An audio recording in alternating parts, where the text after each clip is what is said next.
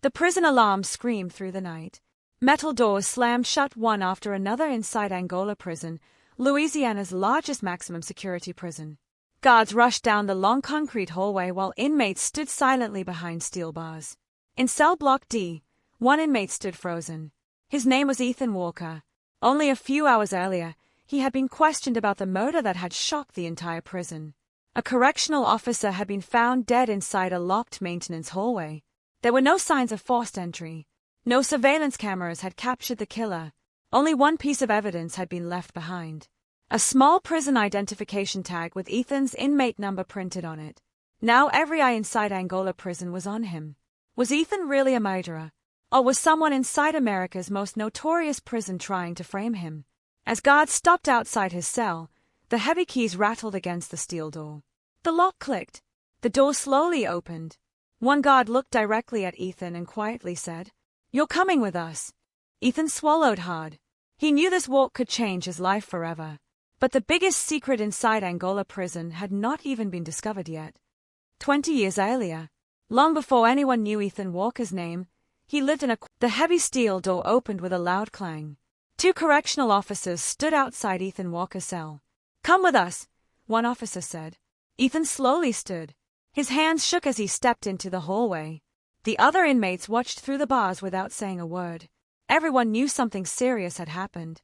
The hallway felt longer than ever. Every step echoed against the concrete walls. When Ethan entered the interview room again, the same two detectives were waiting. This time, there was something new on the table. A clear plastic bag held not only his prison identification tag but also a folded piece of paper. The older detective slid the bag toward him. "We found this near your ID." Ethan looked closely. It was a handwritten note. Only 4 words were written on it. "You were warned, Ethan." His eyes grew wide. "I've never seen that before." The younger detective watched his face carefully.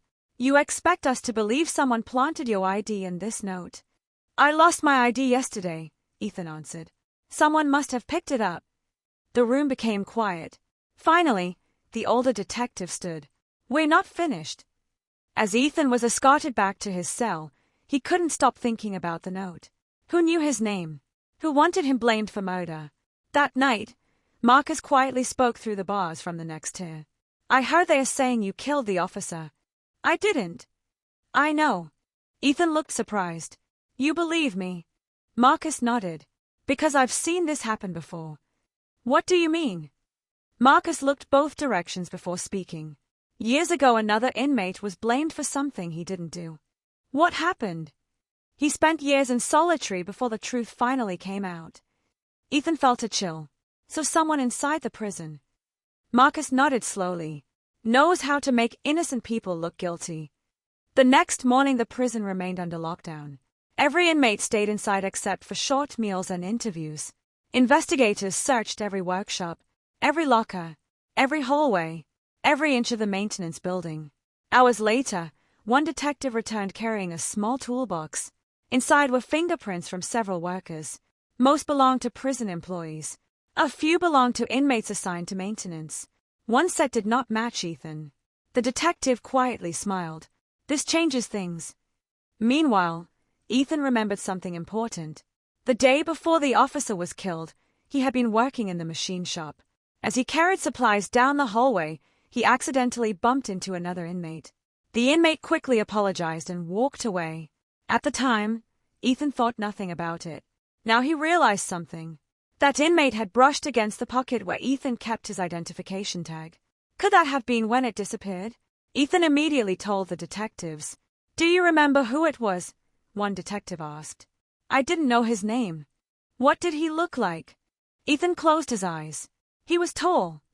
He had a tattoo of a snake on his neck. He walked with a slight limp. The detectives exchanged a quick look. One of them immediately left the room. Several hours later, correctional officers escorted another inmate into a separate interview room. His name was Brandon Cole. He had worked in the maintenance department. He also had a snake tattoo on his neck. Security footage showed Brandon entering a hallway shortly before the officer was attacked. Although there were no cameras inside the maintenance corridor itself, investigators discovered another important clue. A prison work glove found nearby contained Brandon's fingerprints. When confronted with the evidence, Brandon lowered his head. "I never meant for anyone to die," he quietly said. The detectives remained silent. Brandon continued. "I argued with the officer. He caught me stealing tools. He said he was reporting me. I panicked." The room fell completely still. "I grabbed a heavy wrench. I only wanted him to stop chasing me." The detectives carefully documented every word. Brandon also admitted something else. After the attack, he noticed Ethan's lost identification tag lying near the workshop. He picked it up. Then he dropped it beside the victim before leaving. "I figured everyone would blame him instead of me." The confession shocked everyone involved in the investigation. Later that afternoon, Ethan was called back into the interview room one final time. The older detective smiled for the first time. "You're no longer a suspect." Ethan let out a long breath he felt he had been holding for days. "I told you I didn't do it. We know. We're sorry." Although the investigation was over, Ethan knew his life inside Angola Prison would never be the same. Word spread quickly across the prison. Many inmates quietly nodded at him as he walked through the yard. Marcus smiled. "I told you the truth has a way of showing up." Ethan smiled for the first time in days. "I almost stopped believing that." Marcus looked toward the prison walls. "This place can take away your freedom. It can even take away your hope. But don't let it take away who you are." Months passed. The prison slowly returned to its normal routine. The investigation led to improved security procedures. Lost identification cards now had to be reported immediately. Additional cameras were installed in several work areas. Officers received new training on handling evidence. The tragedy had changed everyone. One quiet morning, Ethan stood in the prison yard watching the sunrise over the fields beyond the fences. The razor wire glistened in the morning light. For a brief moment, everything was peaceful. He thought about the choices that had brought him there. One bad decision had changed his future forever. He could not erase the past, but he could choose what kind of person he wanted to become. He enrolled in educational classes. He learned a skilled trade. He began mentoring younger inmates, warning them not to repeat the mistakes he had made. Years later, when Ethan finally walked out of Angola Prison after completing his sentence, he paused outside the front gate. He turned around one last time. The prison towers stood silently behind him. They reminded him of every lesson he had learned. Freedom, he realized, is not something to take for granted. It is something to protect with every good decision you make. The murder inside Angola Prison had revealed hidden secrets, tested innocent lives, and exposed how easily suspicion can fall on the wrong person.